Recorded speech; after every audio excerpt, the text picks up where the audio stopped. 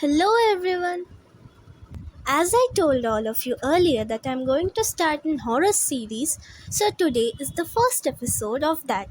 I'm going to read one of the horror story from Ruskin Bond's book Ghost Stories from Indian Hills. So let's start.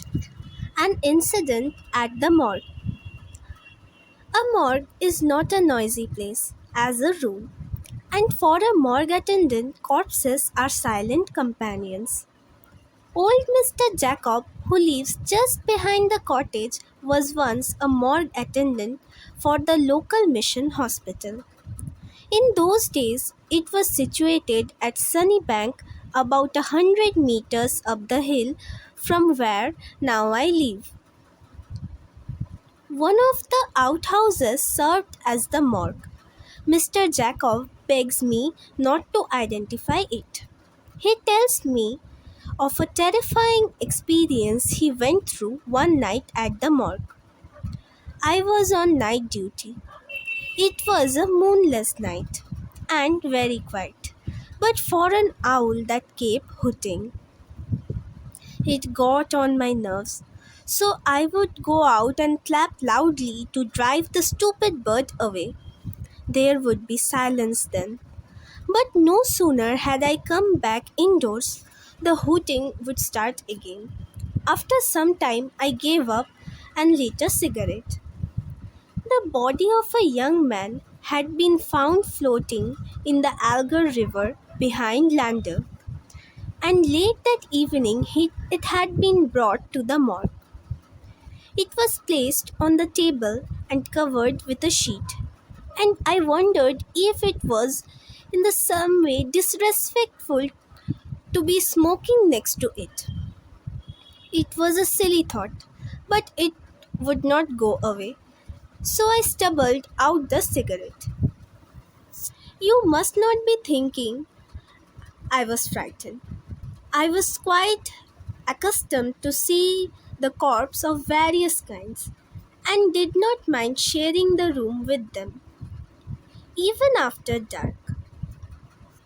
On this occasion, a friend had promised to join me and to pass time. I strolled around the room, whistling a popular tune. I think it was Danny Boy, if I remember right. My friend was a long time coming, and I soon got tired of whistling and sat down on the bench beside the table. The night was very still, even the owl had gone to sleep or flown away to hunt. I began to feel uneasy. My thoughts went to the boy who had been drowned, and I wondered what he had been like when he was alive. Dead bodies are so impersonal. He was probably from one of the villages higher up. He would have had a hard life toiling in those fields. Had he left old parents behind, a young wife, children? The morgue has no electricity, just a kerosene lamp, and after some time I noticed that the flame was very low.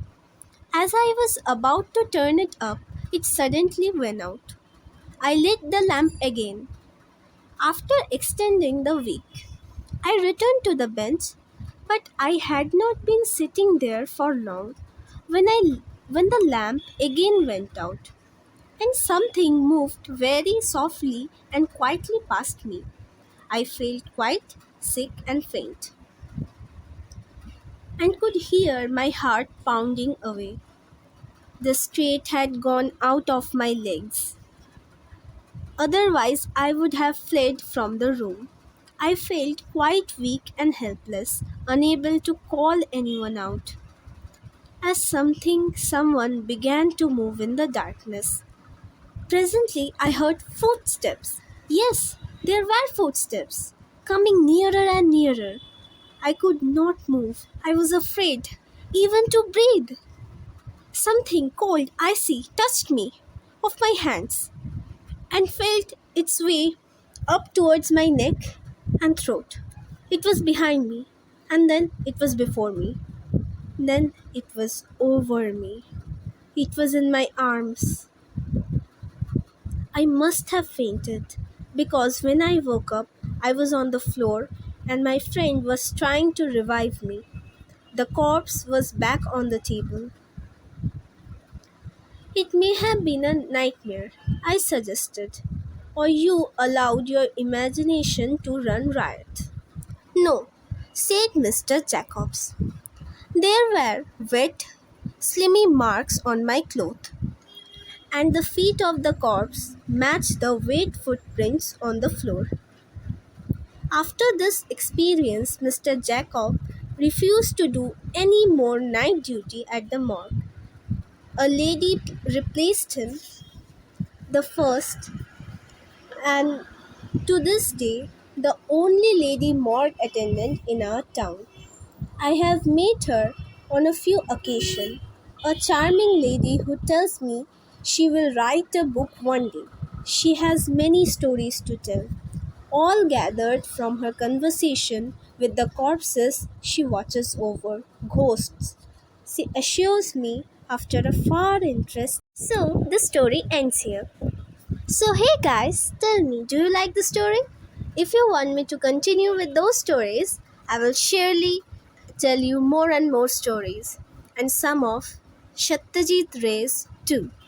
He is my favorite writer.